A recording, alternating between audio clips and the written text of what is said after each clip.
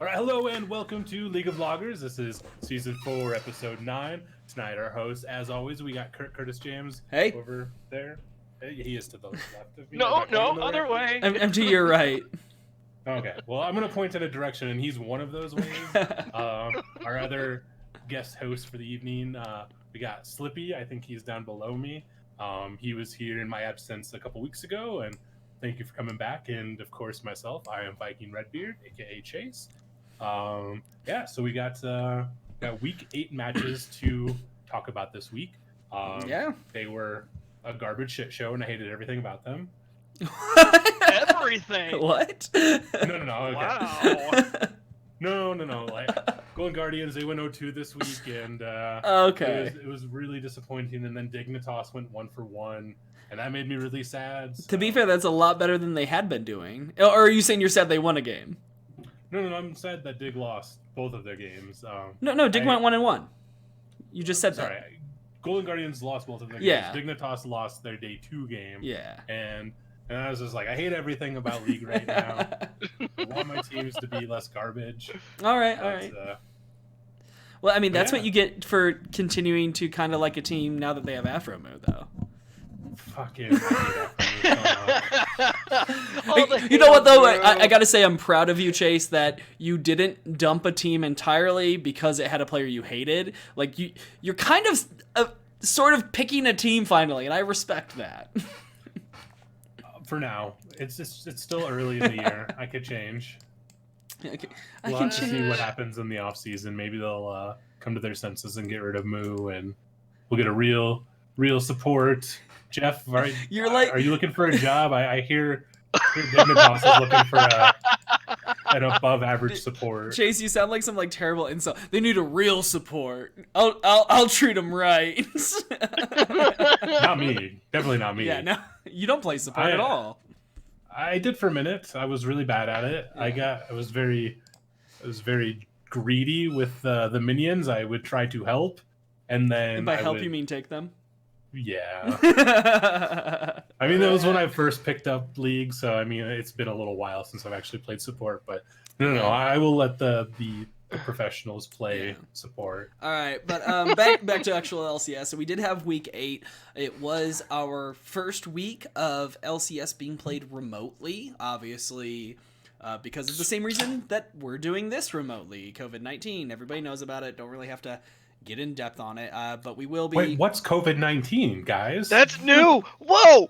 Yeah. I'm just hearing about this for But obviously, so we're gonna see week 9 played remotely as well as playoffs.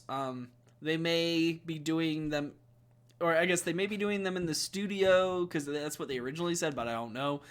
They won't be traveling to Texas for it, so we'll see how that all happens. But definitely week 8 and 9 are being played remotely. They might, deem playoffs should be played on 0 ping kind of thing. So we'll see how that goes. But we saw some. I don't think anything was. I think there's only maybe one thing that was terribly unexpected in the results. But I think because we're so close to the end of the season, 1 week left before playoffs, and we only have one team that's locked in and one team that's locked out, being Cloud9 and CLG respectively. Everyone else has a chance to make or miss playoffs, as ridiculous as that is. With 2 games per team left, 8 teams are just like, yes, there are 5 spots remaining, and I might get one of them. Only might. The second spot isn't locked in? No, not even close. Yeah. We're looking at possible tiebreakers.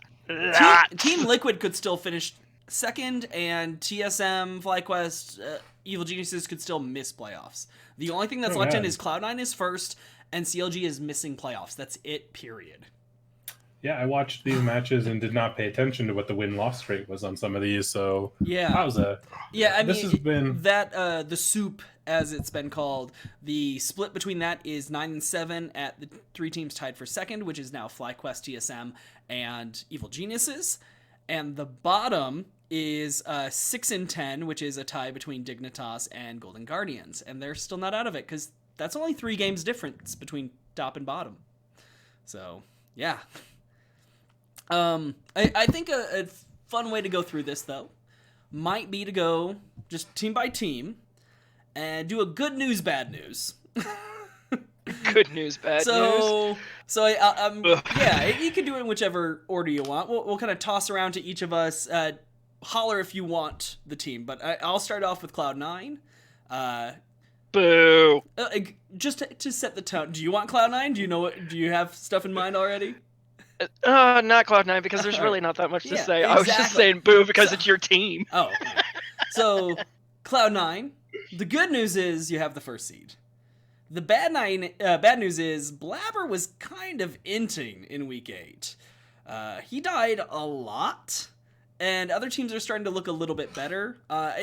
Overall, I still think they're the best team in the league, but I don't think it's as decisive as it looked even just like 2-3 weeks ago. Like 2-3 weeks ago, you asked me what the percentage they win. I say like 80% or like above that, and now I'm like, okay, they could lose. There's a chance. I think that if they were actually trying, I think it would be a little bit different. Like, I think that they are just so far ahead of everyone else that they are like, go ahead and have fun and like don't fret too much. Like, and I would get behind that, but Blabber was just playing Gragas both games and died a lot. Yeah, I don't know. Like, if I knew that I could do basically anything I wanted in the game and it wasn't going to affect the outcome of the season, you would also play Callista top. Yes, I would, no, I would not play Callista top, but that was an interesting thing. What did you guys think of that game? It was absurd. The Callista top, it's just like, what are you thinking? No. I mean, it worked fine. I thought he did fine on it. I mean, Chase, what do you think of what Cloud9's doing as a whole right now, anyway? It seemed like like I said, they've got it locked in. Like, they were just trying to have some fun, trying to see what was new, what they could try to like tweak, like how absurd they could get without it being completely absurd. Right. It's kind of like my opinion on it. So they have Evil Geniuses in Team Liquid next week. Do you think they go like try hard on that? Because that affects like second place seeding and even making playoffs for those in that order kind of thing. I don't know. I bet they're gonna kind of meme a little bit still. Yeah. Well, I mean, Team Liquid, actually, I could see them going a little try hard on. Just because, look at what happened to them summer split last year. You know? Yeah, I see them just lost in Game 5 of yeah, especially if finals. It knocks them out of playoffs for sure. Mm-hmm. I could see them just being like, nope, just not dealing with them again. Yeah. Let's just... Well, you know, plus, go ahead. Plus, that would for sure end the 4-peat. Or the 5-peat, as it would be after this, you know? It would end the Liquid Dynasty. I mean, you know, and that would be like one of those, we're guaranteed new champions, so... Yeah, it seemed a little doomed already right now, but wait until we get around to that, I guess. Oh. But I honestly don't know that they'll mess around. At least, I don't think Licorice and Blabber will mess around on day 1 against EG. Because that's Svenskeren, that's Kumo, that's Zazel. Like, they might just go, like, a hard top jungle duo and, like, camp and just see, like, all right, how fed can we get Licorice? Like, put him on Fiora and just try to make him huge or something. Yeah, I see Cloud9 trying to play a little bit seriously against Evil Geniuses, but Team Liquid has been just such a cluster of terribleness this split that, like... If they don't try to meme on Team Liquid just for the funsies of it, like, I'll be a little disappointed. Yeah. All right, well, let's move on to a team that is still tied for second and is now tied by a few other teams there, but they've been there the longest, FlyQuest. Does somebody have a good news and bad news about FlyQuest? Good news, Soaz isn't looking so bad. That's the wrong team. No, they subbed Solo into the top lane. Yeah, that's who I was. Sorry, wrong player. Yeah. Wrong player. It's all good. So, he's not looking so bad. No, Solo did pretty all right. I mean, they went 1-1, but he did fine. Bad news, you're still losing a little bit, and that is not what you want to be doing right now.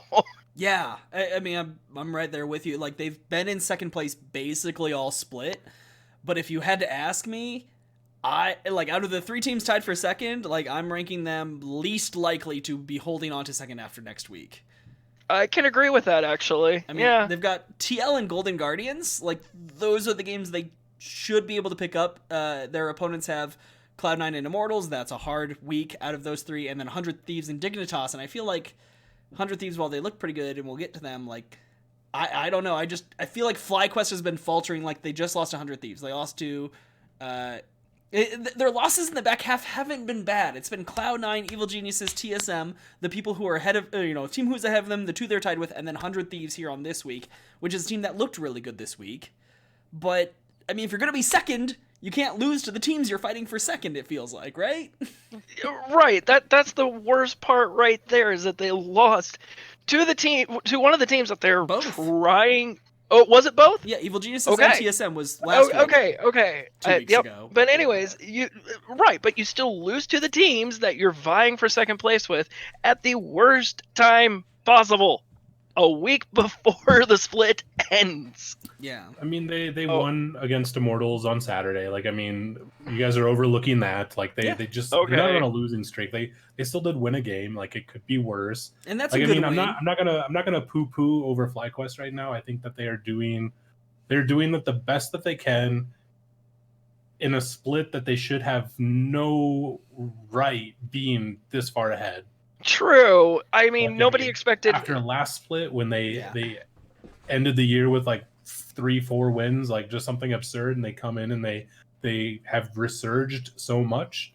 Like, I'm not going to fault them for winning a game to Immortals and then losing to 100 Thieves. 100 Thieves is looking a little, they're a little on the so-so side, but they're so leaning towards the a little bit better side. Like, they're kind of somewhere in between like good and so-so. Yeah, and I'd agree with you. Immortals is a good win. Like, shouldn't overlook that. What do you guys think of Solo being subbed in so late? I mean, to me, it makes sense a little bit right away that they feel fairly confident they'll make playoffs, and Viper has been, for the most part, underperforming. So I think it's, like, worth a shot. Are you guys kind of in the same boat? Yeah. I don't have anything, like, really bad to say about it. Like, I mean, it definitely kind of sucks for Viper because he has been playing so well for a good portion of the split, but like his last couple weeks he has not looked as good. So maybe just pulling him off, give him a second to reset. But then playing a week, not playing a week right before going into week 9 is also a little bit sketch as well. Like, I mean, does he come back in playing a lot better, or does he even come back in ride this the week? bench? Yeah, does he ride the bench the rest of the split? It's kind of one of those, like, that week 8's not a great time to be pulled. Like, if you're going to be pulled, you want to be pulled week 2, 3, 4, 5. So you've got a chance to come back in and then hopefully kind of ride it out. But like Viper being pulled out right now, I'm kind of thinking he might be done at least until playoffs start.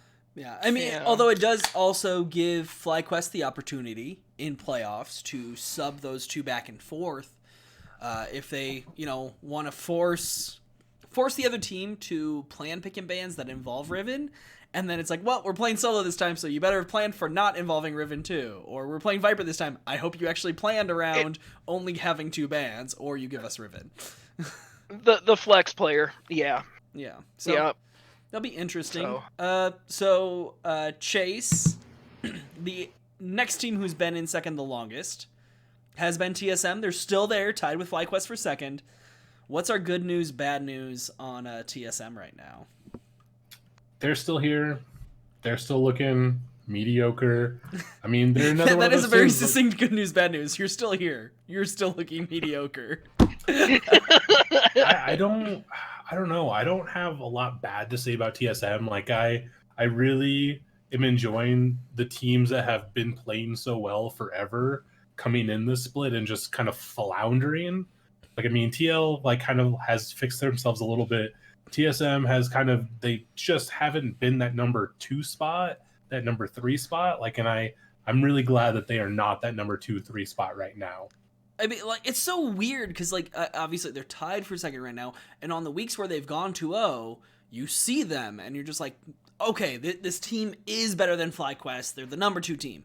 And then you see them do the 0-2 week, and you're like when they lost to TL and CLG, you're like, the fuck is this? But then they followed up with, we beat Cloud9 and FlyQuest. It's like, okay, you're really good. And then this week they go 1-1, and they beat Golden Guardians, but then they lose to Immortals. It's like, so are you in the middle? Like, it's like you said, you're like, you're still here, but you're still mediocre. Like, it's so hard to put your thumb on this team.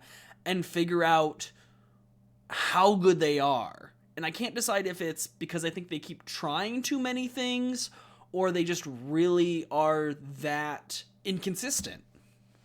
I mean, this weekend, it symbolizes it perfectly. I think that they are better than Guardians and not as good as Immortals. And like, that's just kind of where I'm at with them right now. They're I don't know what their next week looks like. I mean, better than Golden Guardians, but worse than Immortals means you might hit 6th place.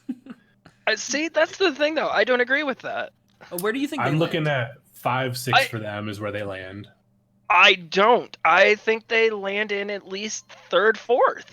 Okay. I really do think they're better than Immortals and Golden Guardians. I honestly think with TSM, if they get the right draft, that is the biggest key, is figuring out which champs they need for the draft.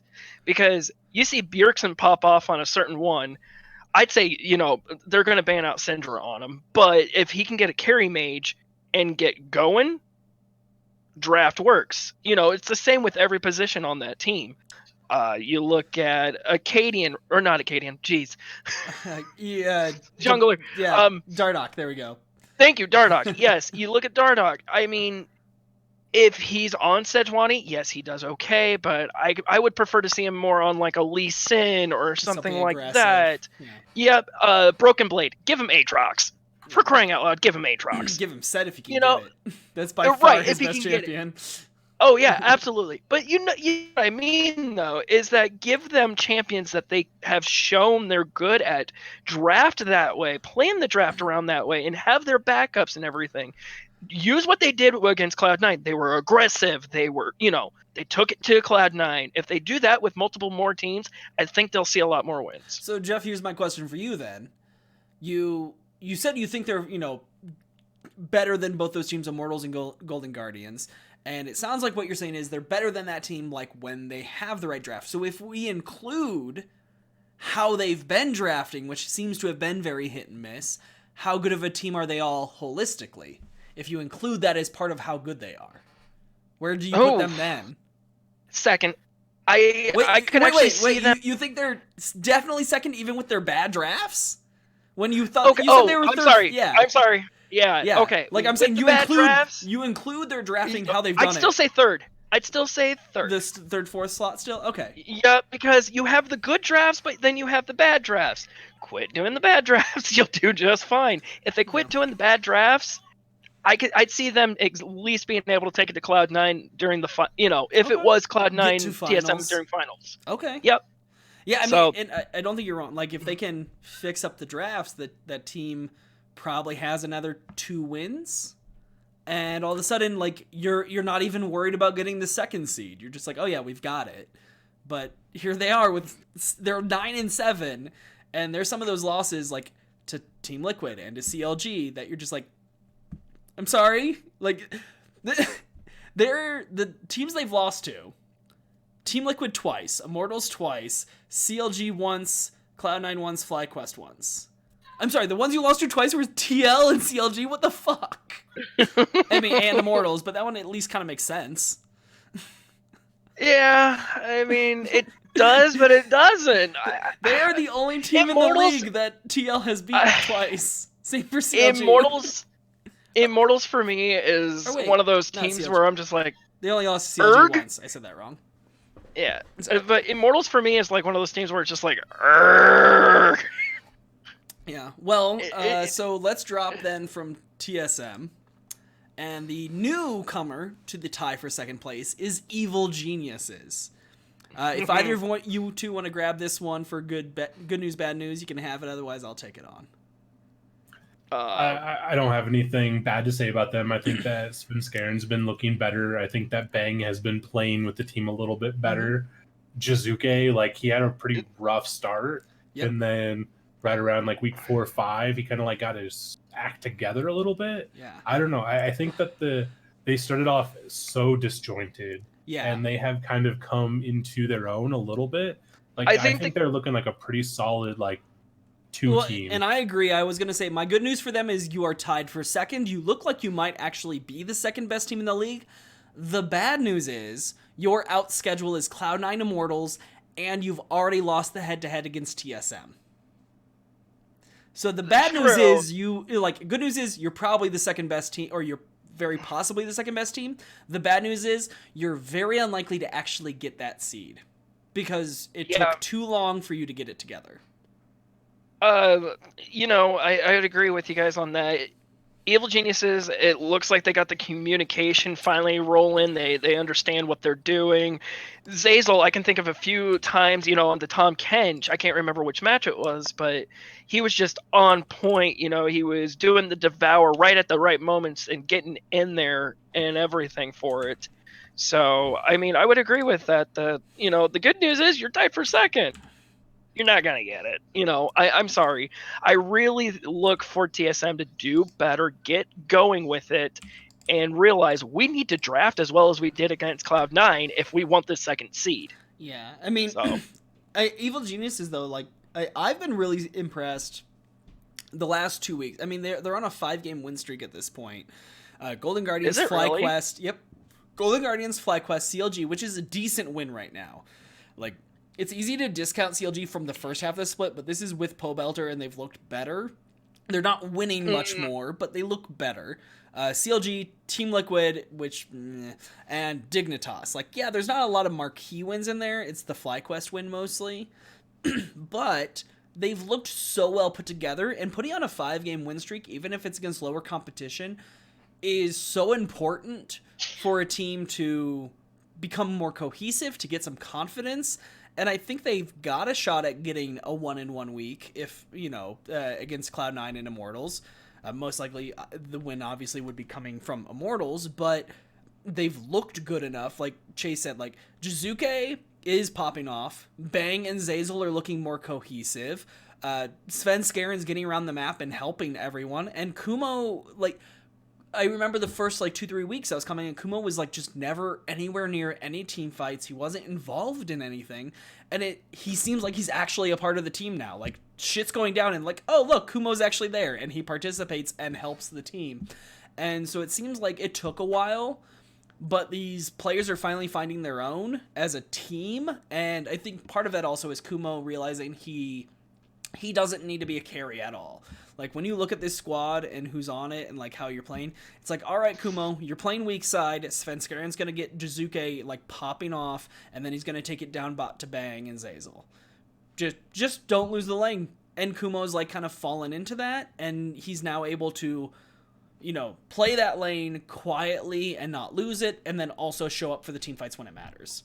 I've really been impressed with Evil Geniuses over the last 2 weeks, and I'm hoping they can pull off a 1-1 in this next week, because if they do, I really do think they're very possibly the second best team in the league, but they're almost definitely not going to get the second seed, just because of, the already having lost the tiebreaker to TSM, and TSM and FlyQuest having easier out schedules than they do, because neither of them have to face Cloud9. Right. Now, there is one thing I'll add with Evil Geniuses, though. What I would like to see them do is do what a TSM did and win against Cloud9. As much as I hate saying that, because I don't want to see Cloud9 lose ever, but that's what I want to see. If they can do that, they're definitely the second best team in the league. Exactly. But I want to see them do that, because if they're going to be the second seed, I want to know Cloud9 is most likely going to be in the finals. If Evil Geniuses are in the finals, I want to see the team go against them, prove they can actually win against him. That's bad with it. I would love to see it. At the same time, I'd be heartbroken. I actually think that Evil Geniuses have a fairly decent chance. Fairly decent chance of beating Cloud9 this week. Mm-hmm. Just because I think that if Cloud9 is going to meme this week, it's probably going to be against Evil Geniuses. Yeah. And not saying that that's going to happen or that is going to be what causes them to lose, but I think that there is a real possibility with just how Cloud9 played this past weekend with their little bit of meme. If they bring that into next week, they're going to do it against Evil Geniuses probably more so than Team Liquid. And I think Cloud9's going to try and bounce TL out of playoffs. I definitely agree there. Oh yeah, no. So. But here's the other thing. I think Cloud9 recognizing that Evil Geniuses could be that second seed that they go up against, even, in the finals, if they go up against them. I could see them being like, okay, let's take our best one. Let's make sure we've got this, as much as Evil Geniuses are probably going to try to take it to, Cloud9. To the same extent. I mean, do second Cloud9 seed means that not they're not want going to to show see them him at anything? least. Until finals, if ever, I know. Yeah, But by the same token, does in that scenario, does Cloud9 go, well, if we think they're the second best and we're going to see them in finals, let's not show them anything. Let's fuck around. True. Let's just fuck. Yeah, I mean, very true. That's in the same vein. You've got a point. Yeah. All right. Well, I mean, I think we all agree, though, Evil Genius is looking all of a sudden, like, they skyrocketed from, like, tied near the bottom to all of a sudden tied for second. And the fact that they've done it on a 5-game win streak makes them look consistent and good, and we'll have to see if they hold up to it. But right now, all three of us agree that they look really good. So let's move on then. The next team is tied in that number 5 spot, and they've been looking pretty solid all season. Immortals. So, Immortals. Does anyone have a good news, bad news on Immortals? Not Smithy trolling all over Team Liquid. It's beautiful. I love it. That was 2 weeks ago. Great. That was 2 weeks ago. I know. Yeah, But I do love still. on the broadcast, I believe it was Jet made the comment that maybe Team Liquid didn't replace Xmithy. Xmithy replaced his team with a whole new team. So, I mean, the good news is they're still looking like a playoff contender. Oh, if Immortals drops playoff contention, I will be a little surprised. Like, Yeah. I mean, Xmithy has been looking so good. Him leaving No. Team Liquid has probably been the best thing for him. Now, why do you say that?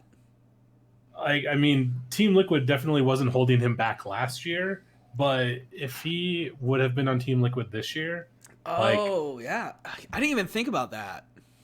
But still, okay, if he was on Team Liquid, though, I was actually running this scenario the other day. Would we be seeing the same Xmithy that we saw, like, the last 2 split? Or, like, the 4-peat? I mean, would we be in a 5-peat? Would Team Liquid still have the cohesiveness? I'm seeing where both of you are coming from, and I'm kind of in the middle, where I think Liquid would be better right now, because Xmithy and Jensen would both be busting ass.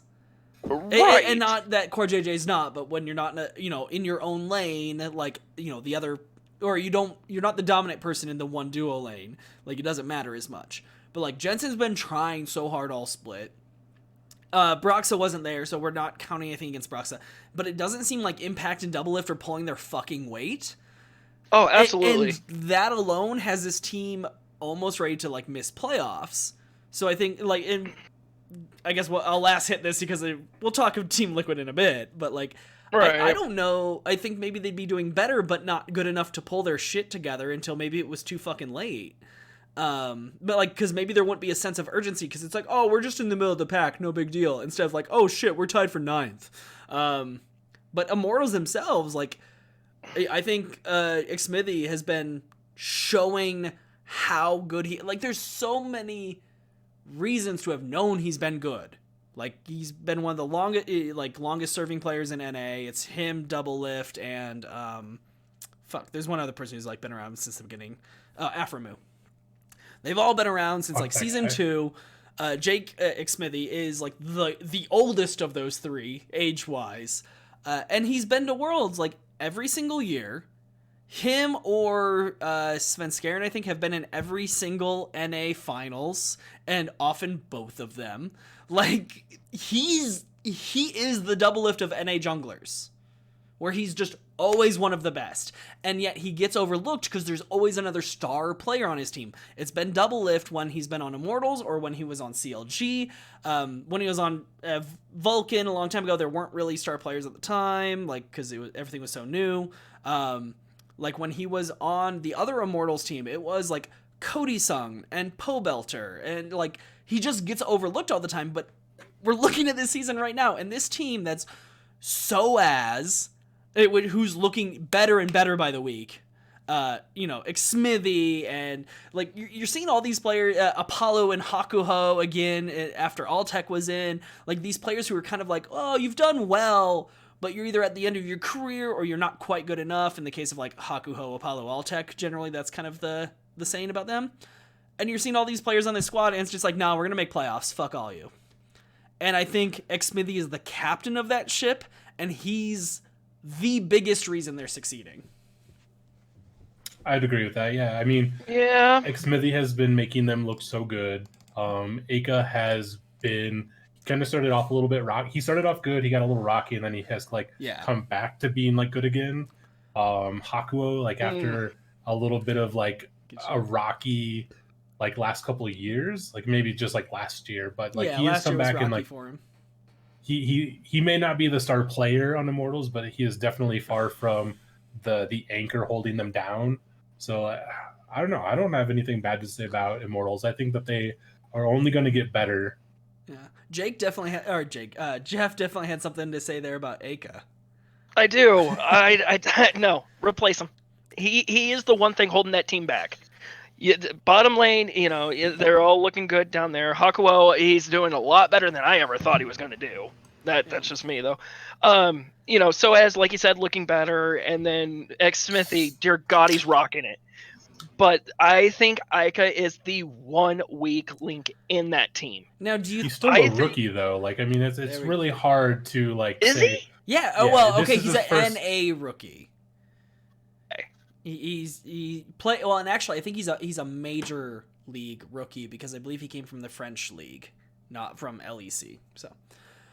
No, he didn't come from LEC. You're right. I know that. I know he's French as well. So I think he came from the French league. So, but I mean, still, like, they were just a little tired over there. He needed some time to like. Let's take a nap. Then win the mid lane.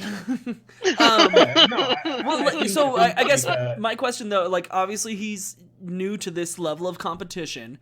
Have we seen enough that it doesn't look like he is going to improve, or does he still deserve the time, like, into a little bit of next split to see if he improves, or at least through like playoffs and see how he handles that pressure? My opinion is you get your backup. You get your second one that you can swap out with and that he can scrim with. The backup is Insanity. Have you ever heard of him? Because no, I have, there's a reason. That's just because I know the backups. Anyways, no. I know who Jeff wants to put there, and I don't think Chase is going to argue. No, he's not. Damonte. I would kill to see that happen. Exactly. And here's the thing. Okay, you get Damonte, you get him as your starter, or you keep them both as starters, and you see which one's going to be better for that week for your team. Compete. It's going to be so much competition for Ika. It's either you do it, or we're going to go with Damonte. And for Damonte, it's a starting spot. It's a win-win either way for Immortals. So here's the question, though, Jeff. This team with Aka has made it to where most likely playoffs. Let's just go ahead and assume they make playoffs, okay? Do you wait until the offseason to bring in Damonte, and do you only do that if Aka fails to perform in playoffs? Or no, you do it now. You do this no matter what, even if Aka. So what if you grab him now? Oh wait, if you grab him now, then you'd still play Aka week 9? Yes. I mean, just to make time. Sure. Cool. Yep. So, give him some time. So now you're in playoffs. Who plays in playoffs for you? Damonte. So you don't play the team that got you all the way here. You make a change in playoffs. Reason being. I'm listening. Damonte has been there before. For one, he's been in playoffs. Team. He's been at Worlds. Okay. Yeah, he was last year. You're right. So. Reason being, I think you give him enough time to scrim with the team. They're going to see if he falls into place or not. Okay, maybe I should go back and rephrase. See how Damonte does. Well, yeah, no, that's all assumed is that he works well with the team. Okay. If he works well with the team, then yeah, so absolutely. Here's the question, though. What do you expect the upshot of putting in Damonte in playoffs to be? I honestly think he's a better mid laner. No, but what happens when you do that? Do you beat Cloud9? Do you win the split? Do you think that's even remotely is it over 50%? Is it even to 50% that you win the split if you put in Damonte in playoffs? Probably not. So it's just going to be open. Then the question becomes, what's the point? Give Aka the chance to show up in playoffs, because if he fucking crushes it, well then guess what? All of a sudden you know who your mid laner is, And if you take him out for Demonte, guess what? Now you don't know, and you have to waste 3 fucking weeks, possibly in next split, if you don't figure it out in the off season. True. Don't get me wrong. I love Demonte. Yeah, I think Demonte should be starting for a team right now, but I don't think that would be the way to go about it. I think Dignitas has been doing so well in their Academy League that they're not going to try to like give up Demonte unless they have to. Yeah. And they've got a contract locked in. Like, I mean, yep. Unless somebody's willing to buy him, like you guys are living in pretend world. Like, well, I mean, it's just if they were to fail to make playoffs, and Aka's super weak, and that's kind of a big part of it, I wouldn't be surprised if Immortals tries to make a play to buy Demonte. I'm not gonna say I'd be upset because I would be very happy to see Demonte start again. Yeah, same. But I think Aka has been doing well enough that I don't think that he is going to be traded or benched at all. Okay. I'm not as certain of that, like, because while the team's been doing well, I feel like with Crown not playing in the league, Aka has been the worst performing mid laner in the league. Absolutely. I agree completely. Like, and that would have been Crown easily, but now Pobelter's there and he's popping off like a top half. So. Oh yeah, it's great, and we'll get to CLG. I've got that good bad for them. Right. Anyways, last thoughts on Immortals. With the Immortals, the thing I'm gonna throw out to you guys is look at how many times they've lost. How many times has that been? Go ahead and say that again. You cut out for a moment. Look at how many times they've lost. Yep. And how many times it's been through mid lane. Oh, I think, like, yeah, their failures in general have been through mid lane. But, I mean, if you look at any team, like, how many times has TSM lost and how many times has it been through, you know, like, their bot lane didn't control things? Well, yeah, it's their weakest lane.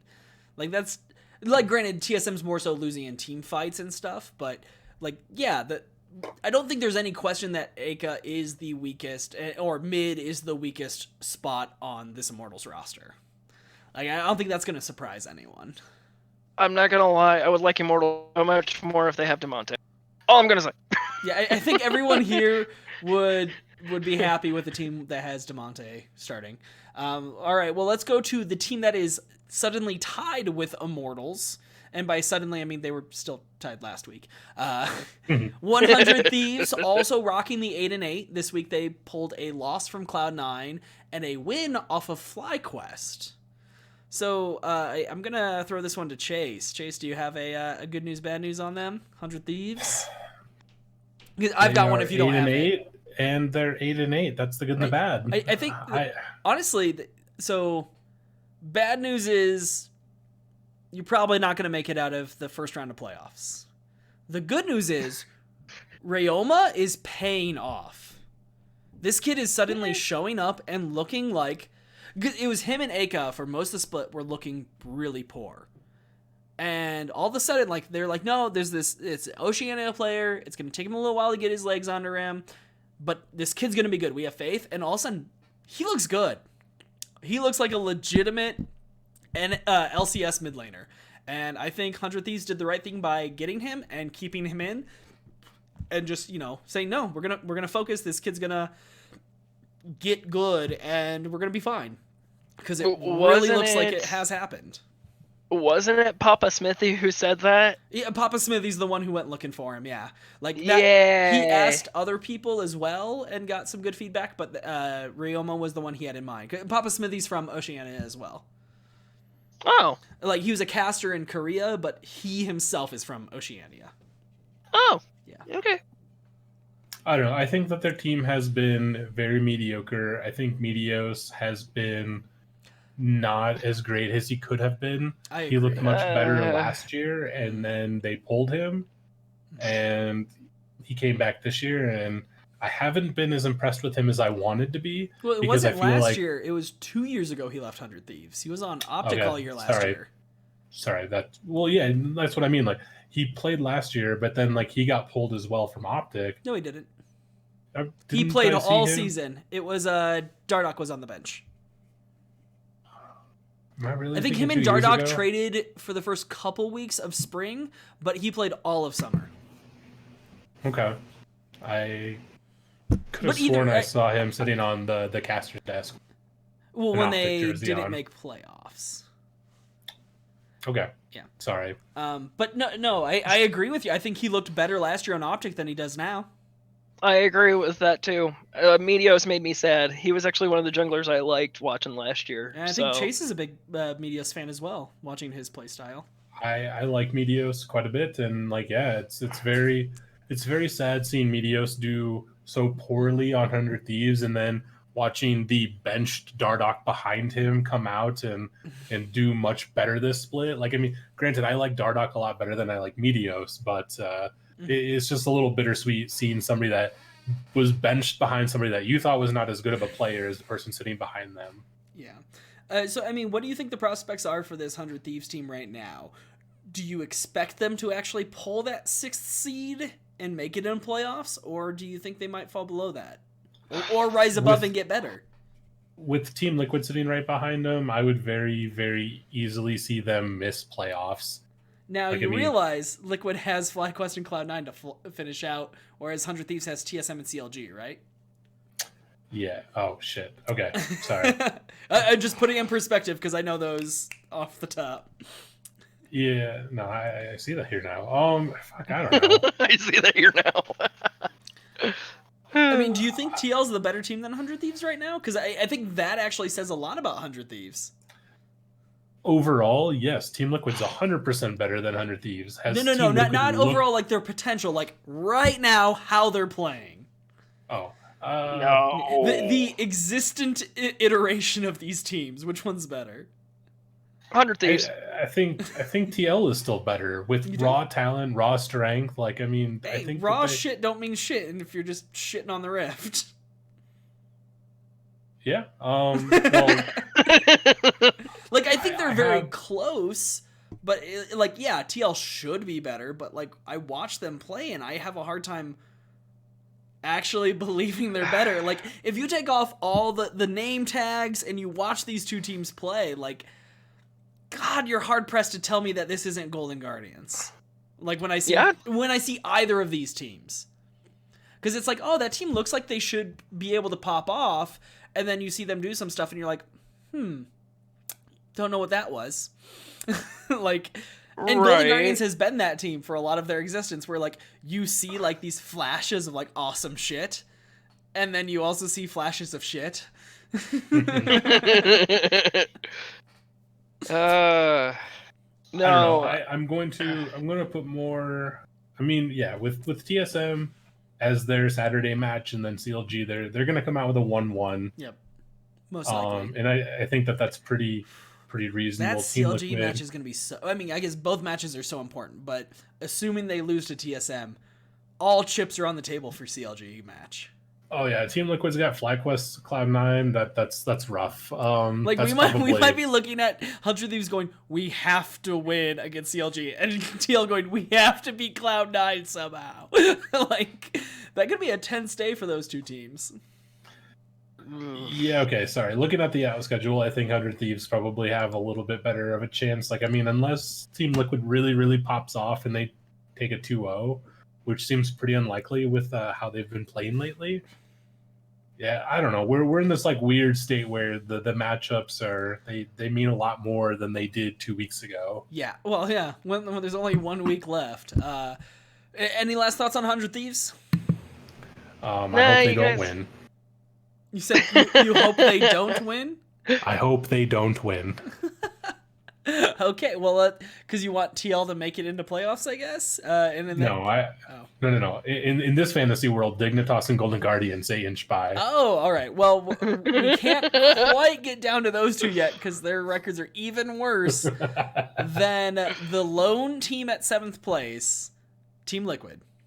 Team Liquid, the 4-time back-to-back champion. Almost the same roster. All they did was switch out Xmithy for Broxa, which was supposed to be an upgrade. And granted, he didn't play for a couple weeks, but here they are sitting at 7-9. They've had Broxa since I believe Broxa's pretty good looking. Like, I mean, I think it's an upgrade in the looks department. They've had Broxa, I believe, since week 5, or was it week 4? No, it was week 4 because his first game was the Lost to Immortals. So in the 5 weeks that they've 5 weeks they've had him. So prior to that, they were 2-4. And since then, they have been, let's see, quick, 1, 2, 3, 5-5. So, I mean, granted, obviously there's a warm-up period, you would say. So, okay, let's just look at their last 3 weeks, 3-3. What is this Team Liquid team? Like, the good news is you don't have to worry about the pressure of defending your 5th title anymore. The bad news is you don't have to worry about getting a 5th title anymore. Like, what the fuck's going on with this squad? Are they going to make playoff? Are they going to squeak into playoffs? Like, there's so much time we can spend on this. So, like, whatever you have, just get going. Because TL is, in my opinion, the biggest disappointment the LCS has ever seen. Absolutely. The worst thing is that I love Proxa. I've loved him since I started, really watching Fnatic over in the LEC. I heart Proxa on it now. Right? There you go. But no, seriously, I do. I love him as a jungler. He's so good. And it was just like, he would be the one that would, go into like mid lane and get Fnatic going with Caps when they were both on it and everything. And I was expecting so much out of Team Liquid with that. So much. I was just like, okay, Proxa is going to be able to get Jensen going, and then he's going to visit bot lane, get double lift going, and let's see how this goes. He gets in, granted week 1, or that he was playing, nothing. And I'm like, okay, jet lag. Let's go into the next week. Let's see him start popping off. And some glimmer of hope, nothing. Ugh. It's just one of those, I wish it would have been better. I wish it would have gone more synergistic, or whatever word you want to put in there, for them with Broxa. Because, good Lord knows, I'm a huge fan of him. So, I don't know. I fully disagree that Broxa has ever been the problem. Like, I know that he didn't get to come in until like week 3, and yes, like you said, jet lag and XYZ, but right. Doublelift has continued to look so washed up. He has been the most washed up player that he has fallen the farthest from the top. Like, I mean, when you see people like Svenskeren or Hooney or Hanser or any of these players that have played like really, really well, and then now they are just playing like at a very small percentage of what they used to. That is Doublelift this year. He is playing at like 10% of his skill of last year. He has looked so terrible. Like, there's just, it's really hard to blame anyone else on this team other than Doublelift. No, like, I mean, I can definitely see where you're coming from on that too. The I don't know. I could also see some fault in Core JJ too. Oh, really? I mean, think that's him and Jensen would be the ones I definitely wouldn't blame. No, Jensen, I'm with you on that too. So actually, I've got a thought here. Just to get away from the blame game for a moment, because I definitely think there's a lot to go around on Liquid. Oh yeah. But I do feel bad for Broxa, because this has to be the most fucked up possible season. He's heading to a team that's a multiple champion, leaving like a very successful Fnatic. Visa issues, so he can't get there for 3 weeks. Finally gets there, and they basically start him like right away, which you don't expect it to go well, and it doesn't. Like, the very first game, he immediately gets like ganked by the guy he was replacing, or he tries to like invade the guy who's replacing, gets fucked, and they get rolled. And then they have a couple weeks where things aren't still coming online. His AD carry gets benched during that time, and then now it's like, oh, by the way, everything's being played remote. Like, no point of this season has been normal for Broxa. It was, I'm not playing, I'm finally here, my star AD carries on the bench, we're all playing at home. Like, that's a honestly, shitty year to deal with. I feel bad for him. Blame Team Liquid coaching staff at week 1 when they decided to play Surenfire over Mike Young. Like, I mean, you have No, it was Surenfire over Pobelter. Sorry, yeah. It was Surenfire over Pobelter. He's an actual jungler, but he got there like a couple days before. Yeah. And then even behind Pobelter, there's Mike Young, who have experience. Did they have him already? I thought somebody else had Mike Young. Maybe that's how they got. I don't know. Maybe they got keep him. Keep going though. Sorry. Just like they had a better option to play, and then they played Churnfire.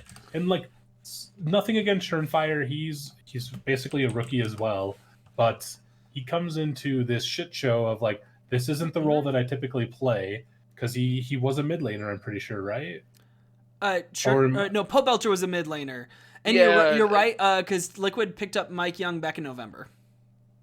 Okay, yeah. So like they've had a real jungler that has played in the LCS, has had experience, and then they pull out these like Pobelter makes sense to I don't know. Pobelter should have played, even if it is weird. Churnfire playing over Mike Young is just ridiculous. So I just don't understand. Like the coaching staff was not there, continuing to let Doublelift just shit all over the Rift and like, hey guys, like I'm making all this money, go fuck yourselves. And yeah. Sorry, yes. The blame game, I like I said, I would not blame Core JJ, I would not blame Jensen, I wouldn't blame Impact, like wouldn't blame Broxa. I wholly blame Doublelift. Like he has fucked 4 other people's careers over the course of the last 4 months. Yeah. So and another quick note on the Mike Young thing. His contract with Liquid expired on February 29th. He's currently without a team. But that does mean when the league started, he was still on Liquid, because that was before February 29th. So weird. Apparently they thought he was doing so bad they didn't even want to renew his contract as an academy. I mean, I guess it was because they were bringing in Churnfire and whatnot. I don't know, but still, like, I think most of the blame's gotta land a fair amount on Doublelift, because I feel like he hasn't coaching Doublelift. Yeah, and I was gonna say, like, and not just coaching, but the organization, because I don't know if it was coaches or organization decision to not start Pobelter, to start Churnfire, who had just gotten there. And I get both facets of that. But then also, okay, we're going to bench Pobelter. Like, Pobelter's on the bench because he's sick. But then also we're going to be like, oh, we're benching him because he lacks motivation. And then did it for a game. So he's benched for, like, the couple days of scrims and then a day of games. And it's like, oh, well, we lost that game. He's back in. Like, I'm sorry. If you're looking to fucking motivate him, you've got... Like, if you're going to do what Cloud9 did a year, 2 years ago, it was 2 years ago, because Jensen was still on the team. It was spring of 18, where they, like, benched a whole bunch of people. I mean, League of Loggers was still very new at that time. That was our first full season of stuff. That was season 2 for us. Like, and we watched that and we're like, it's crazy. But then, like, when they put everybody back in, like, they were busting ass. And, like, even before they put them back in, it's like, yeah, they're just playing nonstop solo queue. They're crushing Academy, like, all those things. It's like, it's working. As long as it works when they put them back in, it made sense. And it did. And we saw them put Doublelift on the bench for a fucking game. And then be like, oh, he's back in now. Like, no, fucking leave him. Let him and granted, that's not going to work for every player. Obviously, it's a person-to-person case thing. But it worked for Sneaky, Jensen, Svenskeren, and Smoothie. Like, honestly, I think Smoothie, while they did end up trading him away, also had a renewed vigor and was trying harder. So the 4 people they fucking bench worked it for. So I have a feeling it has a pretty good goddamn success rate. If you go, no, you didn't earn it back yet. Oh, they lost a game? I don't give a shit. Like, Cloud9 was 10th fucking place for a lot of that split. Sole 10th place. Yeah, sole 10th place for a lot of that split. And then they put people back in. Instead, Liquid is like, oh, we lost a game while we're, like, in 7th. Quick, get Doublelift back in so we can maybe make playoff. No, fucking leave him for 2 weeks. Like, if they would have left him, they would have lost 2 more games maybe? And then when they put him back in, maybe they win 2-3 more, and they're in a better spot now.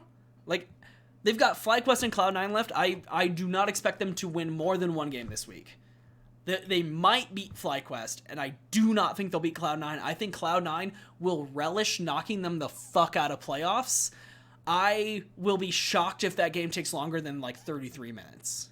Because I think Cloud9 is just going to try hard and fuck them in the throat as, like, a message to every other team entering playoffs. Let's go. Like, that's what Cloud9's going to do to Team Liquid, and they're going to get knocked out of playoffs for it. And be like, oh, King's dead. We're the new Kings. And I blame, like Chase said, so much the management, coaching staff, whoever is responsible for these moves, because putting him on the bench for a game is stupid. Oh, he had motivation issues. Oh, it's over now. 3 days later, he figured it out. Are you sure you aren't just sad you lost to Evil Geniuses? Because I think that's what happened. Like, oh, shit. I'm so mad at this team. Like, I don't like, they're not a team I follow and root for.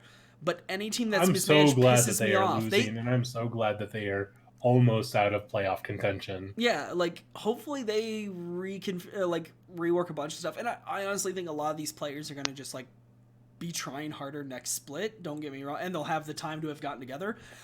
I fully expect TL to be a top 3 team next split. Absolutely. It's a goddamn all-star roster. But the way they handled this split was so close to being 100 Thieves level that it's ridiculous. Like, 100 Thieves was jettisoning. The level of terribleness. The only reason it's not 100 Thieves Echo Fox level is because they weren't like jettisoning players that were actually good. Like, they were playing players who should be good and are playing bad. Yeah. Yeah. I'm so mad at it. They are the biggest disappointment in LCS history, and I've been watching all of LCS history since season 3. I've been watching it all. This is the biggest disappointment. Like, you're a fucking all-star roster, and you're like, I don't know if we can make playoffs. Like, no excuse is a big enough excuse to not make you suck. Yeah. I'm mad Isn't at that true? I'm mad at them as a not fan of this team. I thought you hated TSM more. You know how TSM was always Chase, where it was always, we're not mad, we're just disappointed. I'm mad. You fucking, what the fuck?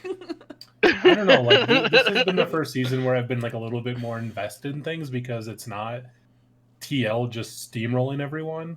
Like, having other teams actually have real chances of doing things instead of be like, oh, Team Liquid's here, guys. Like, guess we're just gonna lose. I think the last 2 splits were more interesting than this, though, because Cloud9 and TSM both looked like they were going to be able to challenge you, and they did. They both took them to, like, Game 5 in the finals. Like, whereas this year, Cloud9's lost a game. Like, it feels better still because it's not the same team. I agree there. But, like, this league would be better right now if Liquid didn't suck. If it was still... Cloud9 could still be one loss. That's fine. Like, this league would be better if it was Liquid with 10 wins, TSM with 9, EG with 9, FlyQuest with 9. Like, if there was 4 fucking teams behind Cloud9 and one of them was Liquid specifically, this league would be better. Because you know that those laners are good enough to challenge their opponents. But the fact that we have really good players on a team that sucks is not a great sign. It's just like, oh, so I guess no teams know how to play as a team. So, well, like I think you said, I think that they are just like, this season is a wash. Like, they're going to try their hardest to make playoffs. Seems unlikely. They're just going to wash their hands that this split ever happened, and they're going to come back a very strong TL next split. Yeah, I mean, if they're not top 3 next split, they've got a lot of answering to do. Because that roster is way too highly touted and way too expensive to not be a top 3. They got that Disney money, they okay. Yeah, no shit. Hey, and we've all seen that episode of South Park. The mouse don't fuck around. He will cut. No, that is true. All right, well, let's move on from the glaring disappointment that is Team Liquid. And we'll get ourselves over to Golden Guardians. They are 6-10. They're still technically in playoff contention. They just came off an 0-2 week to TSM and Team Liquid. Chase, what is the bad news? But then give us the good news. What's the good news as well? The bad news is that they are depressing the fuck out of me. The good news is they've got a CLG, hopefully free throw next week. You're right. They have CLG and FlyQuest as their week 9. I don't know. Like, this Haunter has looked so good. in exactly a few games, and he's looked so bad. In exactly a few. In exactly a Three. few, and then he's just like, what is he doing these other games? Like he's like almost just quietly there helping the team lose. Like I don't know what's going on with this team. I'm so frustrated. They had potential, and I mean they still do have a little bit of potential, but yeah. Fuck, I don't know. This team has just made me so depressed. I didn't even wear the GG hat today.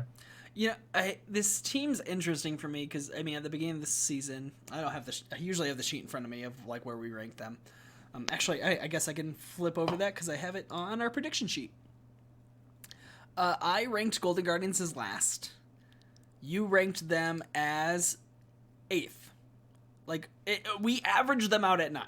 Like we didn't expect this team to be good because we looked at the roster.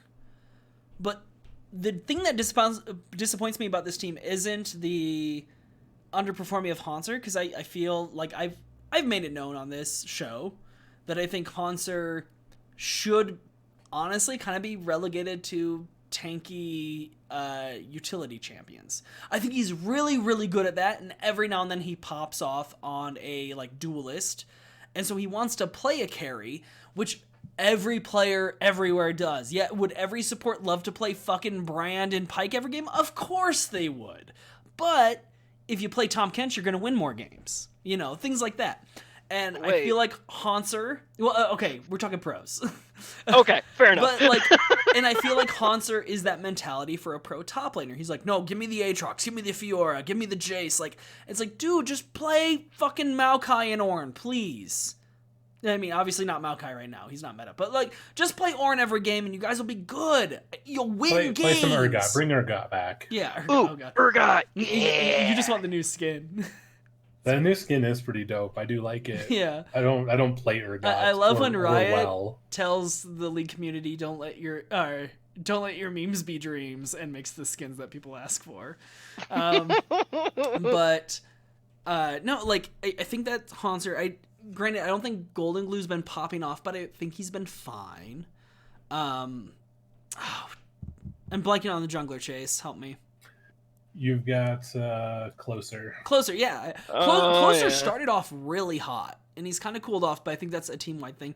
The thing that bothers me about this, like I said, all this, it's like, no, I'm not bothered. This is kind of what I expected. The thing that bothers me is that it's an organization thing. They brought in Keith McBrief. They brought in Keith from Cloud9 Academy, and they said, we're going to transform him, a mechanically adept player as a bot laner, into a support. It's happened before. We think we can do it too. And then they started him at the beginning of the season. They're like, no, we're not going to give him time to learn how to play support in the academy. Fuck that. Main stage. And so they rode Keith for 6 weeks, I believe it was. And at the end of that, they were in playoff contention. And all of a sudden they're like, oh shit, we're in playoff contention? Quick, we think we're having some communication problems, like that's where this team's at, and like the push we need to make is slightly better communication. We're going to swap out Keith for Huhi, who's been playing support for a full year and a half now, previously a mid laner.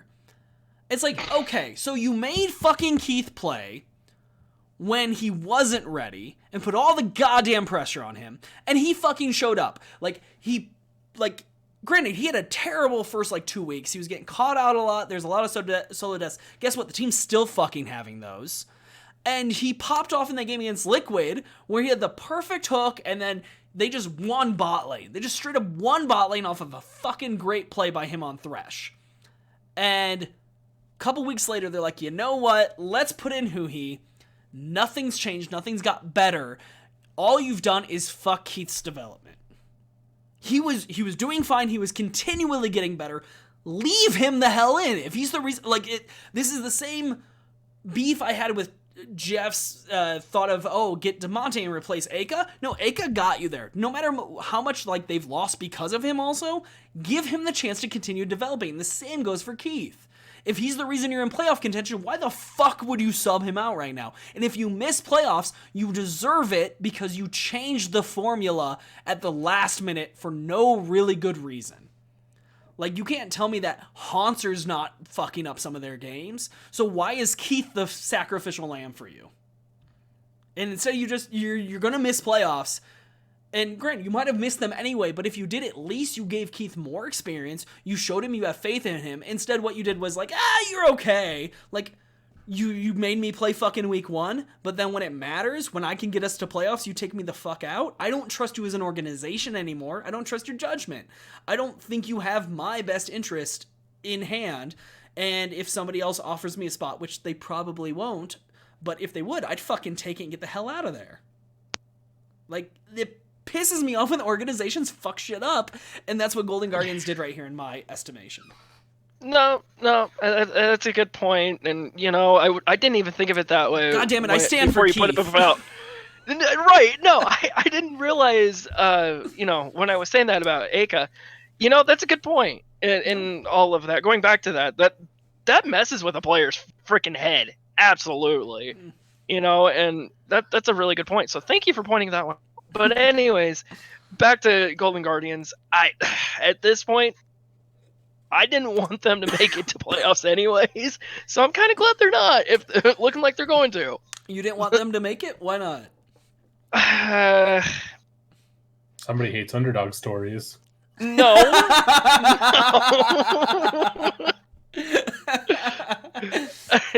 Why are you such a hater, bro? I wouldn't be such a hater. Like, I wouldn't say I hate them, because I don't. It's just, they're very underwhelming. I don't know. I think as a whole, yeah. Like, if you look through this roster, they don't have a star player. They really don't. I mean, that's another reason why, you could argue, root for him, like Jay said, underdog.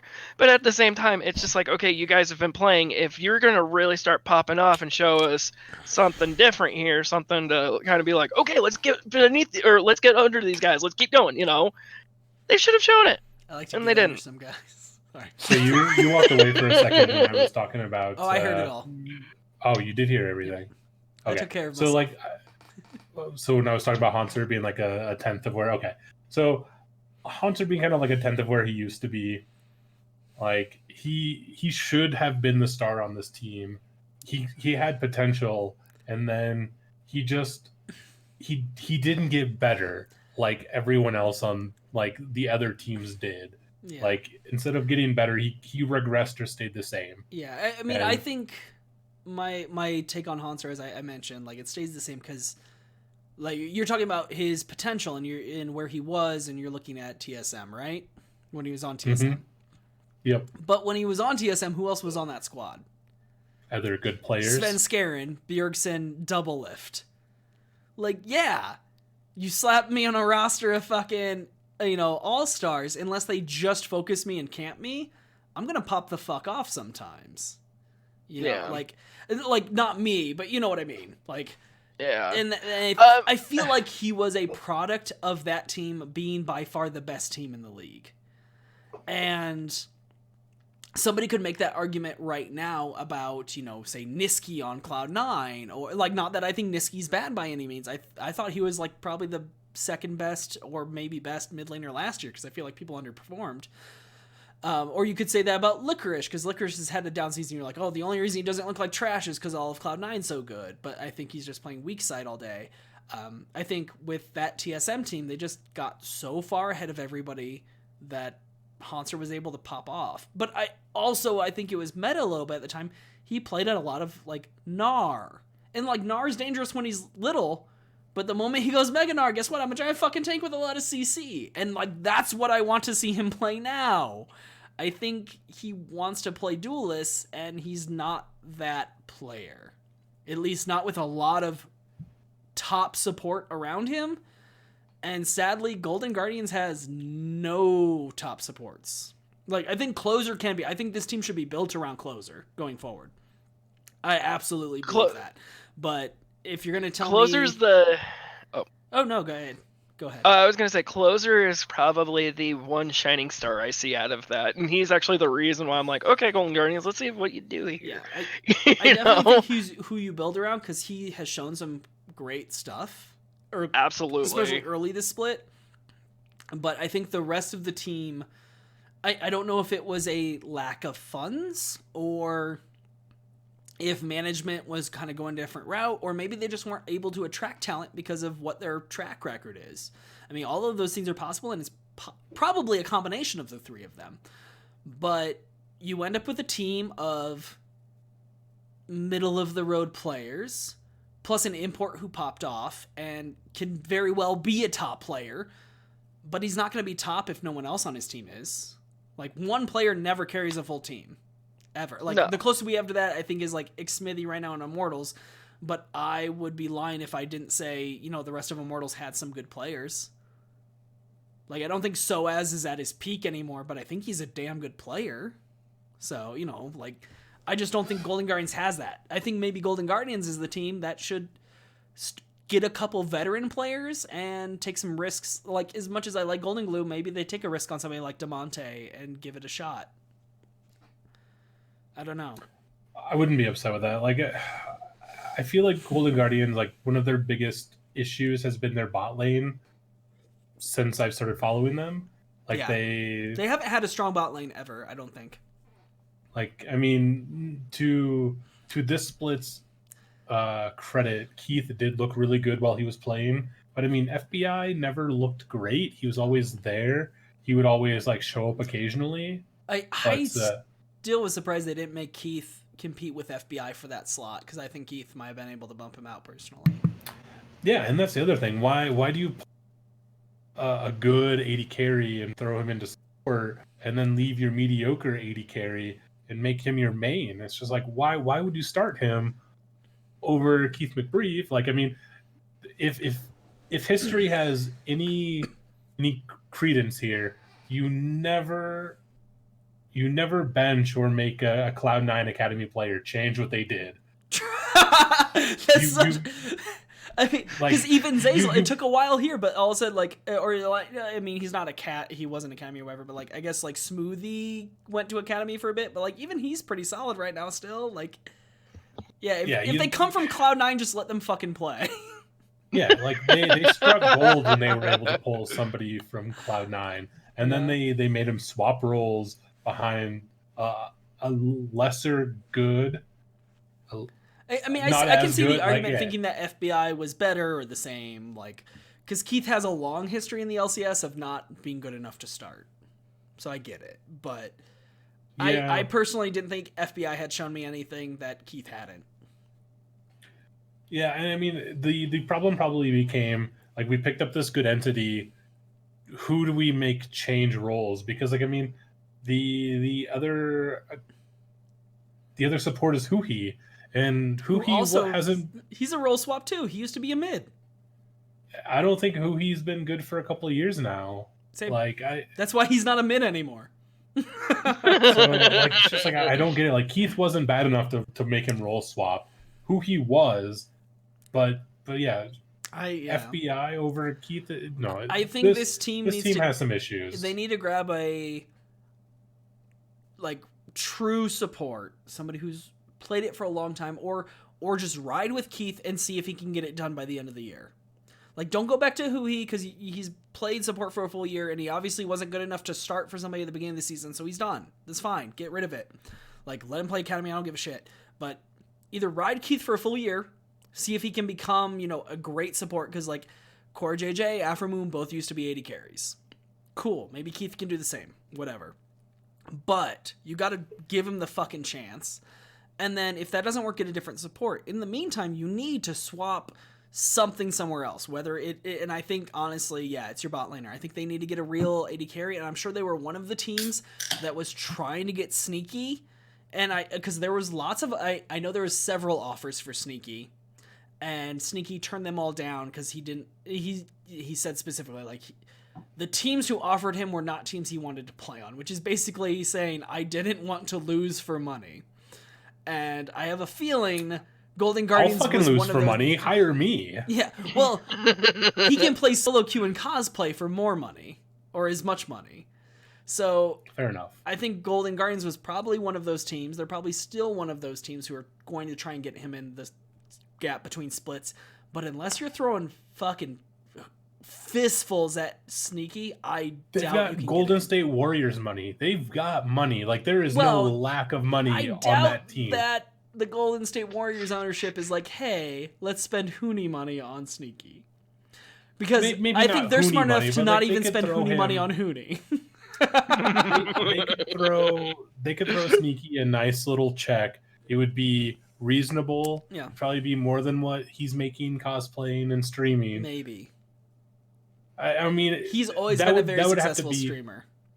Okay, well then that would have to be the entry point. They would have to throw enough money that is where the line is drawn. Like, how much do you reasonably think you can make streaming cosplaying? We will pay you $50K more. Yeah, I was gonna say, something like that. minimum he has to make more than what he's making in this past split, and on top of that, you would have to pay him enough to possibly still be on a bad team, and that increases it. And it depends. Like, Sneaky has a legacy of he went to Worlds every fucking year. He was always like in the conversation as best bot laner. Like, he can just be like, you know what, I'm happy with that and retire. Cloud9. Like, unfortunately, that's on him. Like, he could have played the split. Cloud9 probably wouldn't have been as good as they are this split with Sneaky. Well, no, he would have not had the starting spot. They would have competed for it. Okay. Yeah. No, Cloud9 absolutely said he was competing for it with Sven, and that's when he decided to not play at all. Okay. Okay, so never mind. Yeah. So he still had options. He could have played anywhere. He took the high road ish. Yeah, I think he doesn't want to be on a bad team, and I can't fault him for that. But I mean, the teams that have money that could potentially throw money around are Liquid should fucking just get him to push double F to fucking be decent. I was gonna say, yeah, Team Liquid, and then Golden Guardians. Like, those three teams have money. Like, I mean, all the teams have some money. Let's be honest, and I wouldn't even put Golden Guardians towards the top. I think there's other teams with quite a bit more. I mean, Golden Guardians as an organization, they probably don't have as much money. But like, if they went to like the Golden State Warriors like section of things, like, hey, like, esports is still hot. Well, so like, can you it's throw not us just like a little bit more of a bone? The team, the Warriors, doesn't own the team, the Guardians. It's the individual who owns the basketball team also owns the esports team. It's his money plus whatever venture capital friends he gets involved. Sure. So I'm still saying there is money to be had there. Yeah, it's just a matter of business, how much you're willing to spend on it. You know, I don't know. Like, I mean, in almost all situations, throwing money at players is going to be a losing investment. But sure it has does been have for Dignitas. Yeah, like, but it has potential. Like, I mean, if you're telling me that people don't like Dignitas, like, people that like Toonie don't like Dignitas, like, Dignitas has a following. They may not be the best team, but Huni still got like fans. Unfortunately, Afromu still has fans. Like, I mean, well, so let's actually just use this a straight transition. Golden Guardians 6-10. Straight transition, guys. Straight transition. Golden Guardians is 6-10, and we're discussing how they don't have any star players, really, right? The other team at 6-10 is Dignitas. They are star players.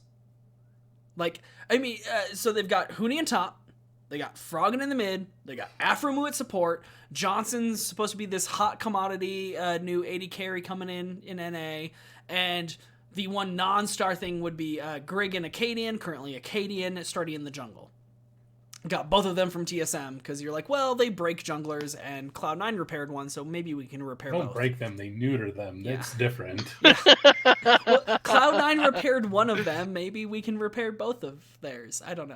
But yeah, so like, we see this squad, this team definitely has spent a shitload of money. You know that Froggen and Afromu, and we know Huni, are not cheap. So I guess they're kind of the counter case. We have two teams here, kind of going with different things. One, we spent a lot of money on names. One, we spent basically no money on names, and they're both 6-10. So let's talk Dignitas now. Moo.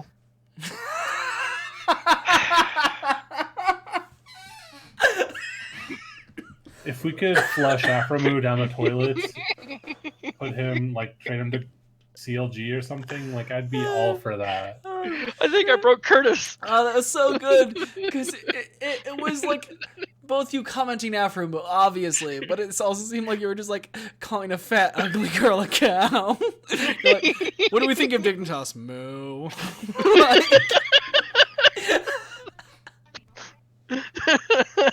No, shit, okay, so I'm not gonna lie. When they've started the split, and I'm seeing how well everybody's doing, like Moo was started 3-0.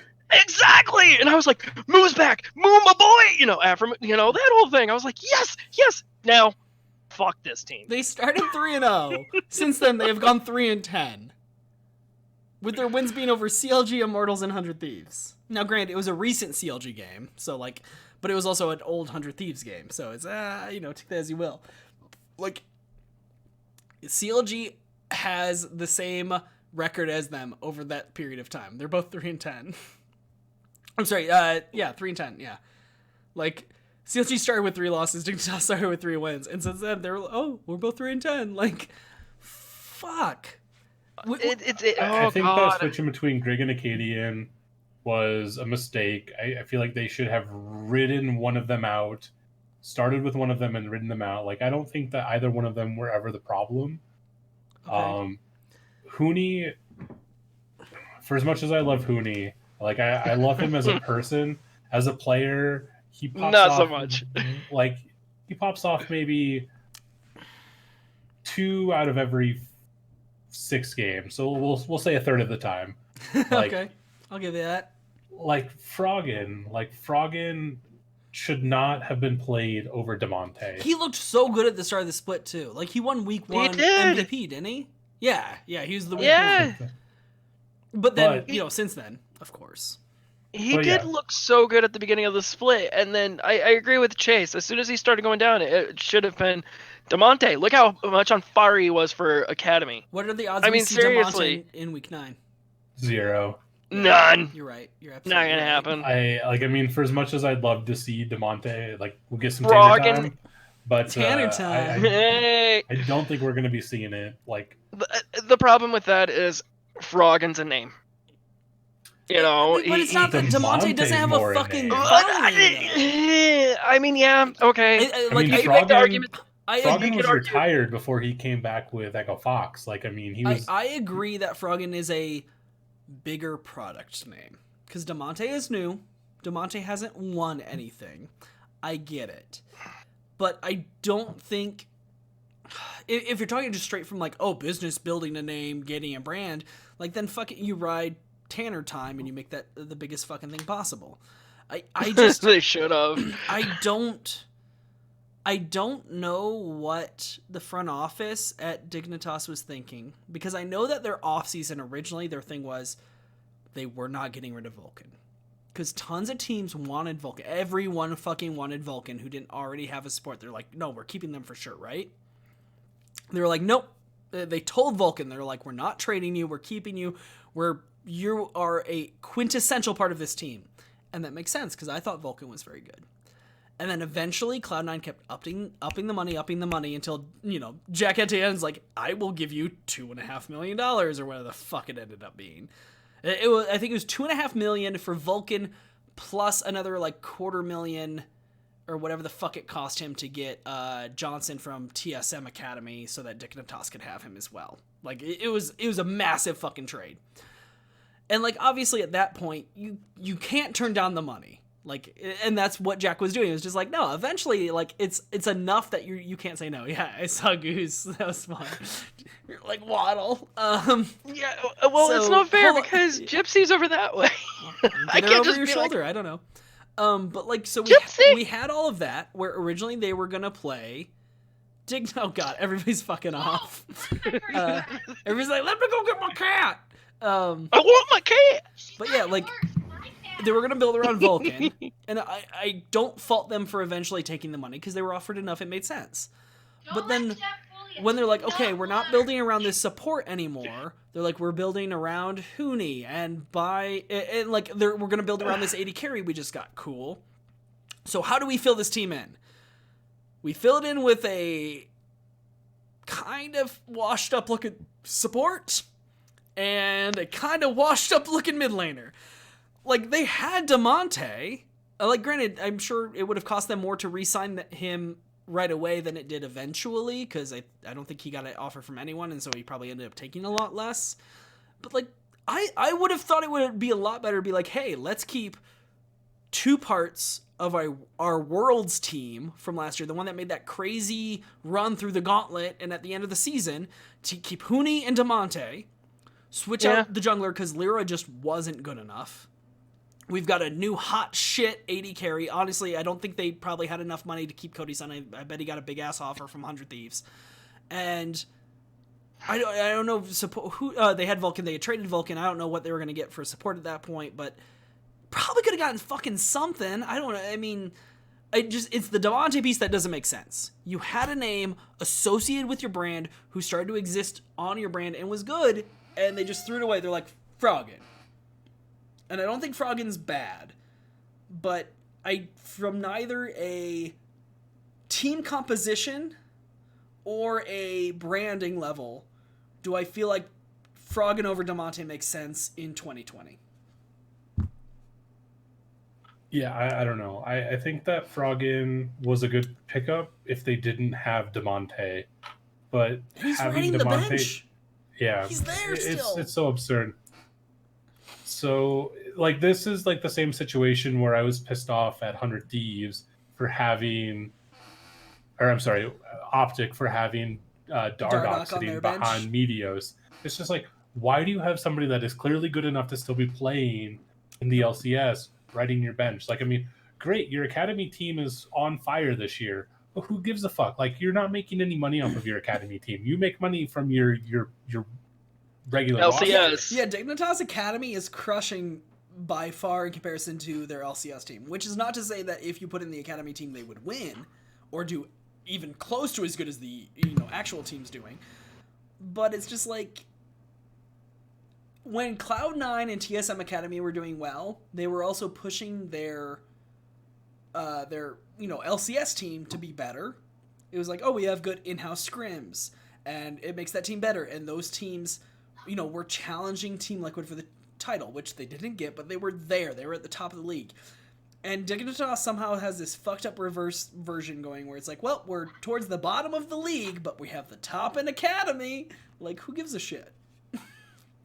Like, so, I mean, statistically speaking, or like theoretically speaking, like, you've got like your academy players take up from here to here, and then your LCS players take up from here to here. Like, they've got like this section of players just locked in. They've got the top of the academy and the bottom of the LCS. Like, that is great for your academy side of things, but it's doing dick all for your LCS side of things. So, like, yeah, like I just don't know what to do with that. You don't. That's the problem, is that at this point they're really gonna have to assess during the off split. They really are. What are we gonna do to make this team do better in the next split? Yeah.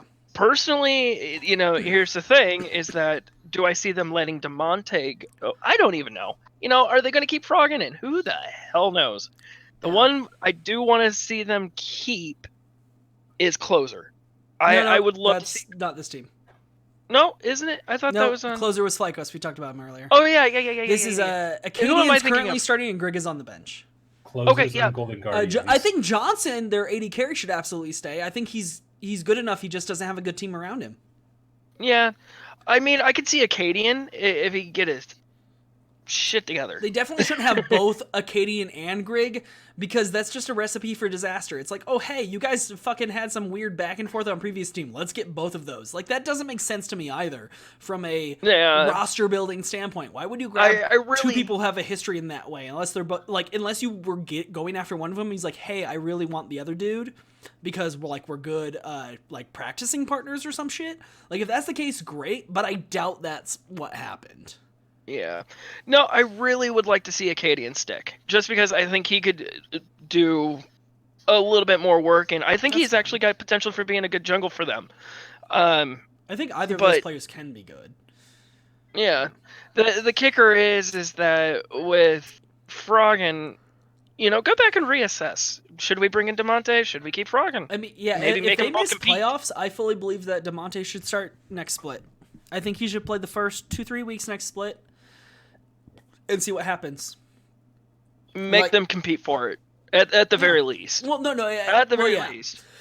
Like, they should definitely compete, but I also think you should give DeMonte some time on stage. Like, be like, no, the first couple of weeks are on stage with DeMonte and scrims with DeMonte, because, like, Froggen looked good for a week and a half, and then the team started kind of falling apart. And it's just like, okay, like, they looked good when they beat CLG, EG, and TL. Nobody knew at the time that those 3 teams would be the worst 3 teams in the league in the first half of the season. And then they lost to FlyQuest, TSM, and Cloud9. It's like, okay, shit. And then you get into that middle, and that's when they started to kind of train games back and forth. But, like, we have come to find out Dignitas just isn't that good. Like, they can show up, but they're not that good. I think that they need to flip a coin on Grig Acadian as well as Frog and DeMonte, and then trade the other 2 away with Afromoo and pick someone else up. Like, actually, I got a question for you more specifically, Chase, because I do know you are a Huni fan, but I also know you can be critical of him. Do you think it's important to keep Huni for this team, or do you think it might be more important to get... I guess, which is more important? If you had to go one way or the other, keep him, not question him, or drop him and get somebody else?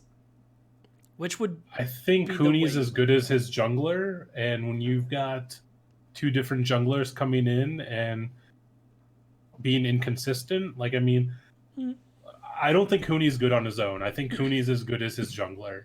I think that's a really good take. I agree. And the fact that his jungler has been so-so, yeah, or good. I mean, he looked really good when he had Dardoch, and he looked really iffy when he had Lyra. Like, it totally makes sense to me. So I mean, like I said, Huni's as good as what you give him. Like, Huni will either pop off or he will flounder. So do you think Grig or Acadian is enough for him, or does he need something better? I wouldn't say that Dardoch's that much better than Grig or Acadian. Like, I mean, he's on a better team and he's playing a little bit better this split, but, like, fundamentally, when we break it down, I don't think that Grig or Acadian are that much farther behind Dardoch. Okay. So I think that either one of them... Yeah, exactly. You need to pick one, stick with it. Like, flip-flopping halfway through, it's a recipe for disaster. Yeah. Huni is one of the biggest coin flips on the team. And when you change things around him, that just statistically makes his odds of performing well even worse. Yeah, I mean, I'll take that the next step from there even.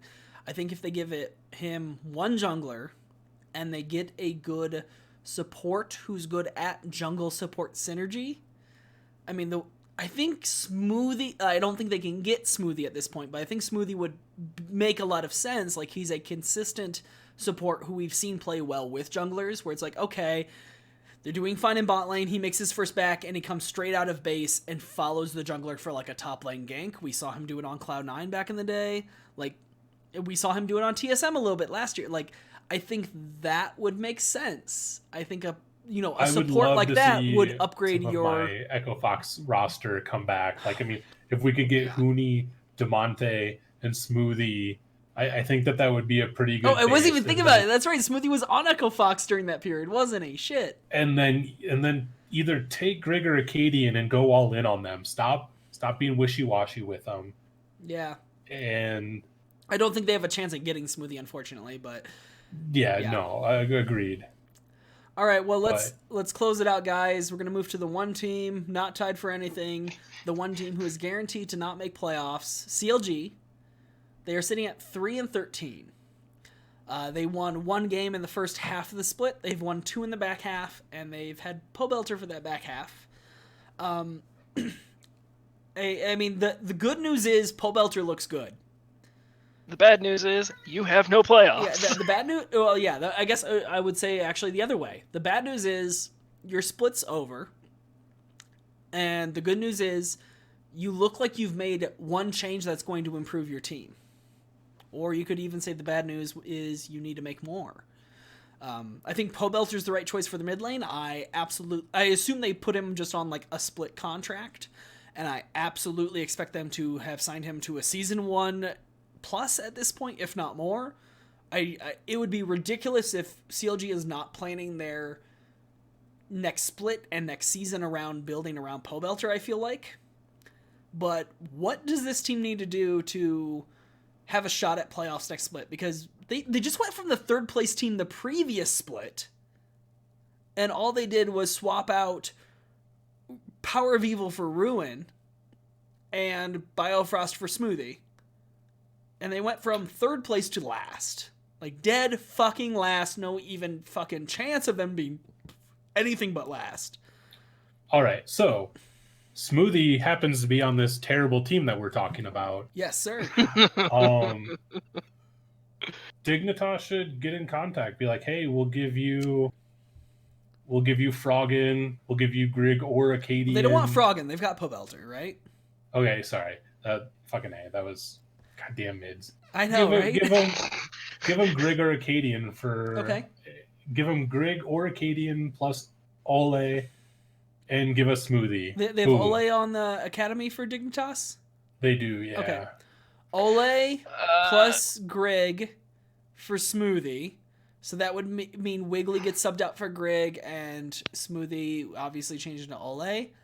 I don't know if I see that as a raw upgrade. I don't. I'm sorry. I see Wiggly better than Grig. I think honestly, I think the biggest hang up for CLG is still Ruin in the top lane. I agree. I absolutely agree. I think he's really meh. I mean, Dignitas also has Lurlo sitting on their bench. Now, I would take Lorlo. If you give me Lorlo, I think Wiggly can be good yet. I'm just not sure about him. If you give... Because you want Smoothie, right?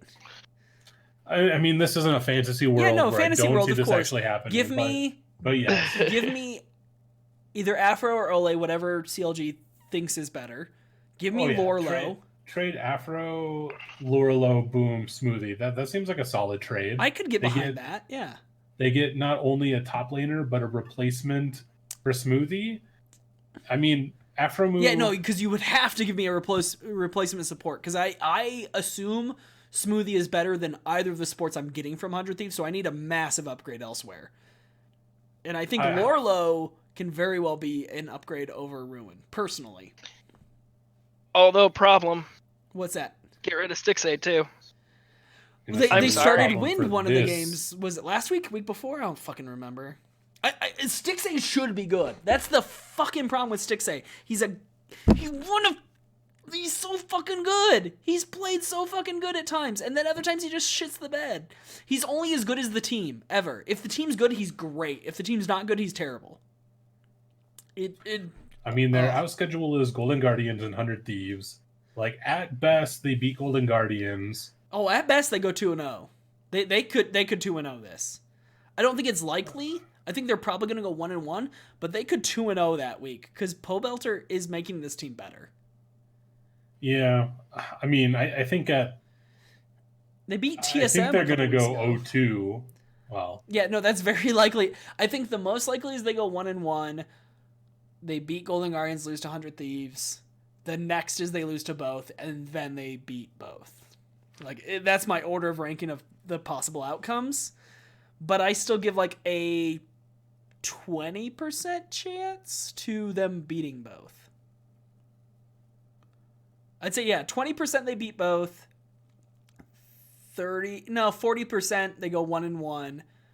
And then that leaves 50% they go 0-2.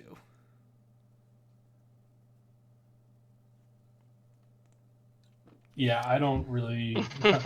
Good news is that they're still in the league next split. Bad news is that they didn't make playoffs. Yeah, I mean, I think, honestly, the good news for me is they grabbed Pobelter. It made sense. He looks good. And you get him. Like, no one's going to get him away from you because you are going to, hopefully, be smart enough to give him some money. Or maybe they already signed him for the whole split, or the whole season. But the fact of the matter is, he didn't have a playing job. He was a coach for Liquid. And the fact that you gave him a job means he's going to have a little level of, respect for you and be a little grateful. Yeah. He's also a veteran, so he's not going to be like, oh, I have to fucking do whatever you say now. No, fuck that. He's smarter than that. But I think he will be a little grateful, and as long as you give him a respectful amount of money and contract, a good contract, he's going to stick with that. So I think that's definitely good news for them. I don't know if they can turn it around, but then again, at the start of the season, I definitely didn't expect them to be down here. I gotta wait till Chase gets back a little bit for this one. We averaged them at fourth. I'm sorry, we averaged them at fourth. Chase had them at 4. I had them at 5. And I remember when I was making my ranking for them, I wanted to put them at like 8th originally. I wanted to put them really low, and then I was reading more shit, and I was listening to more stuff, and I'm like, no, they're better than I think they are. They were 3rd last split, goddamn. So then I moved them all the way up from 8th to 5th, and now looking back, I'm like, motherfucker, I should let them 8th. I would have looked so goddamn smart. See, I had CLG ranked higher than that even. Well, how high did you have them? I think around 4th. Oh, so you had them where Chase did? Yeah. Chase had TL, Cloud9, TSM. Okay, CLG. Yeah, that makes sense. But no, I mean, at the beginning of the split, nobody knew that they were going to be this much of a garbage fire. Yeah, no, them and TL both. Yeah, right? The biggest disappointment ever in an LCS team, Team Liquid. Yay! Yeah. But, no, Chase, I was just saying, at the start of the season, you had him ranked 4th, I had him ranked 5th, and I remember when I was putting my rankings, I had him at 8th originally, and then I kept reading more stuff, and I'm like, no, I'm just, gut reaction putting them at 8th, that's stupid, I'm gonna, use my brain and put them at 5th, and then now I'm like, fuck, I would've looked so goddamn smart. I mean, they've done nothing but disappoint, so, it's just so frustrating, having the way that they ended the last split, and then coming into this one, it's just absurd. All right, guy. Well, them and Dignitas both, I think, meet that. They both looked really good at the end of summer split of 19, and then they both look not great now. So let's do a quick breakdown. Obviously, Cloud9 is in playoffs. CLG is out of playoffs. Who are the other 5 teams making playoffs? I got them. TSM in, FlyQuest in, Yes. EG in. Yes. So, okay, all the teams tied for the second, making it in. Leaves us 2 slots to split between Immortals, Liquid, Golden Guardians, Dignitas, and 100 Thieves. Who are your 2 making it in? Immortals, 100 Thieves. I'm gonna say Immortals and Dignitas. Dignitas? You think Dignitas is going to jump the line? And they have Immortals and TSM to play this week. Yeah, it could go very well, and I could look like a genius, or I could look like an absolute buffoon. So we'll see what happens. There you go. Isn't that how you do everything? I think I'm gonna stick with what Jeff said. I think Immortals just been so consistent. I think they're I guess all 3 of us in that case were putting Immortals in. They've just looked so consistent. It's kind of silly not to put them in. And then I think 100 Thieves has looked hotter than Liquid or Dignitas has over the last couple days or the last few weeks. And I think their record or their schedule out with CLG on there gives them a little bit of an advantage. If Golden Guardians had looked hotter, I would say them with CLG FlyQuest, but I'm going to go 100 Thieves on that one, unfortunately. So, but we all have Immortals, so we'll just see if 100 Thieves or Dignitas makes it in. But guys, I think that's going to do it for episode 9, season 4 of League of Vloggers. So thank you everyone for joining us, and we'll see you next week once we know who's in playoffs. I have a feeling we're gonna have at least 3-4 tiebreaker matches. But until then, cheers. Cheers.